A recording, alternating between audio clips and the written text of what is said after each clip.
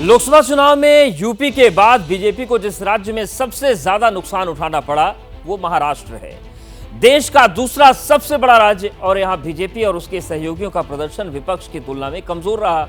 अब आने वाले दिनों में विधानसभा चुनाव होने हैं, ऐसे में यहां तरह तरह की चर्चाएं हैं। उद्धव ठाकरे क्या करेंगे, उनकी पार्टी के सांसद क्या करेंगे, एनडीए के बाकी सहयोगी क्या करेंगे, ये सब सवाल चर्चा में हैं। सीएम एकनाथ शिंदे ने जिस तरह से 400 के नारे पर सवाल उठाए, वो इस बात की ओर इशारा कर रहे हैं कि महाराष्ट्र में खेला बाकी है।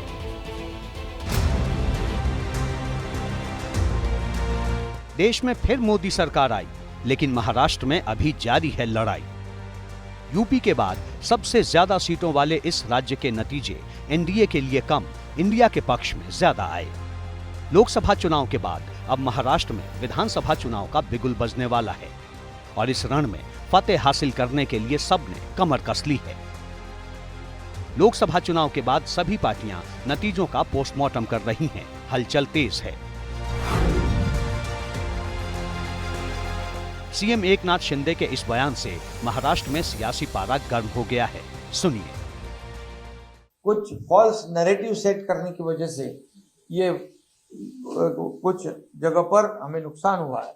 महाराष्ट्र में भी नुकसान हुआ है। संविधान बदलेंगे, ये होगा, रिजर्वेशन जाएगा, फलाना होगा, कुछ भी नहीं होने वाला था। लेकिन 400 पार वाला आंकड़ा जो है, उसके वजह से लोगों के दिमाग में एकदम ऐसी बात हो गई कि ये सब आगे जाके कुछ गड़बड़ होगी।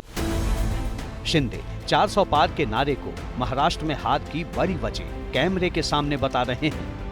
एनडीए के अंदर शिंदे के इस बयान वाले बाउंसर से इंडिया खेमे को पलटवार का मौका मिल गया और टारगेट पर शिंदे हैं। उद्धव के करीबी संजय राउत को सुनिए।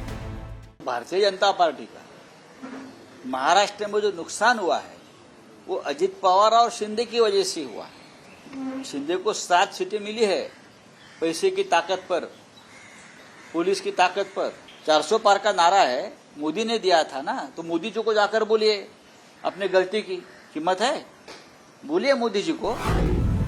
कुछ ही महीनों में होने वाले महाराष्ट्र चुनाव से पहले बयानों के ये तीर अभी और तीखे और गंभीर होने वाले हैं।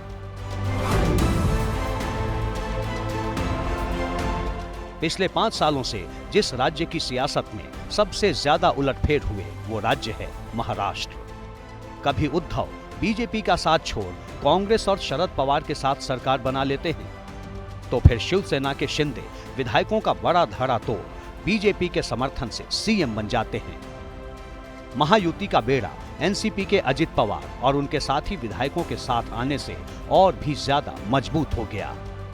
लेकिन सवाल है कि क्या लोकसभा चुनाव के बाद और विधानसभा चुनाव से पहले अभी महाराष्ट्र में तोड़ फोड़ बाकी है? हम ऐसा क्यों बोल रहे हैं, खुद सुनिए। उद्धव ठाकरे गुट के ही सांसद हमारे और विधायक हमारे संपर्क में। क्या बात कर रहे हैं? उधर वाले इधर संपर्क में हैं? बिल्कुल, उधर वाले हमारे पास संपर्क में हैं। हमारे नेता आदरणीय मुख्यमंत्री जी ने भी परसों ये कहा था कि वो लोग संपर्क में हैं। 9 में से लगभग बहुत सारे सांसद उनके अशांत है। संख्या जो लगती है तो वहाँ से बाहर निकलने के 5 से 6 सांसदों की संख्या लगेगी। 5 से 6 अशांत हैं, इधर आना चाह रहे हैं। 506 सांसद जिस दिन भी खुलकर सामने आ जाएंगे वो हमारे में शामिल हो जाएंगे।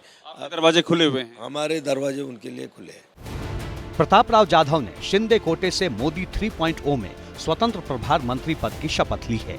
एबीपी न्यूज के कैमरे पर प्रताप राव जाधव कह रहे हैं कि उनकी नजर उद्धव गुट के नवनिर्वाचित सांसदों पर है। वैसे ऐसे ही दावे उद्धव गुट की तरफ से शिंदे गुट के लिए भी किए जा रहे हैं। उद्धव की पार्टी के जहां 9 सांसद हैं, तो शिंदे की शिवसेना से 7 सांसद चुने गए हैं। मोदी की तीसरी शपथ से पहले पहली हलचल भी महाराष्ट्र से ही आई, जब अजित पवार की एनसीपी ने शपथ के लिए अपनी तरफ से कोई नाम नहीं दिया। वजह थी कैबिनेट की सीट।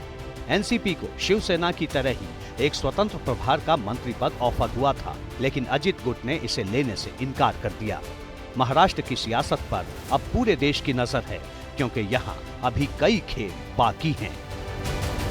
जैसे ही घड़ी का काटा दोपहर 2:30 पे आए, बबीता जी का दिल सास बहू साजिश के लिए मचल जाए। और ये है इनकी बहू पूरे दिन ऑफिस की टेंशन हो जाए गॉन जब ये करें अपना फेवरेट शो फ्री टाइम पे ऑन। इनकी तरह आप भी देखिए अपना फेवरेट शो अपने टाइम पर और डाउनलोड कीजिए एबीपी लाइव ऐप अपने स्मार्ट टीवी पर।